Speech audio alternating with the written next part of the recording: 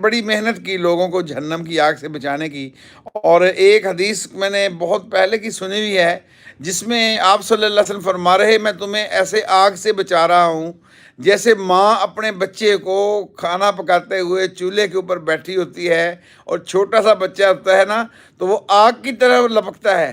تو ماں اس کو پکڑ کے پھر پرے بٹھا دیتی ہے، پھر وہ آگ کی طرح لپکتا ہے، پھر اس کو اٹھا کر پرے رکھ دیتی ہے۔ تو حضرت محمد صلی اللہ علیہ وسلم فرمایا کہ میں تمہیں آگ سے بچا رہا ہوں۔ اور آپ صلی اللہ علیہ وسلم کی کل میں نے حدیث بھی کوٹ کی تھی، جس میں آپ صلی اللہ علیہ وسلم نے حضرت بشیر رضی اللہ تعالیٰ عنہ صحابی ہیں، وہ فرماتے ہیں کہ میں نے حضور صلی اللہ علیہ وسلم کو دیکھا کہ آپ صلی اللہ علیہ وسلم ممبر پر کھڑے ہوئے ہیں اور یہ فرما رہے ہیں کہ او لوگو، 3 دفعہ فرمایا، او لوگو میں تمہیں جہنم کی آگ سے ڈرا چکا، میں تمہیں جہنم کی آگ سے ڈرا چکا، میں جہنم کی، اتنی تیز آواز